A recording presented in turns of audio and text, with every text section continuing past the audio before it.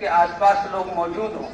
बाजार वाली मस्जिदों में देहातों के बाजार जो होते हैं कि असर के बाद बाजार बंद करते हैं, तो असर से तौर पर असर के बाद गश्त हो और मगरिब के बाद बयान। बाद इलाकों में ऐसा भी होगा कि ईशा के बाद से पहले गश्त हो, ईशा के बाद बयान। हमारा बयान पूरे दिन की मेहनत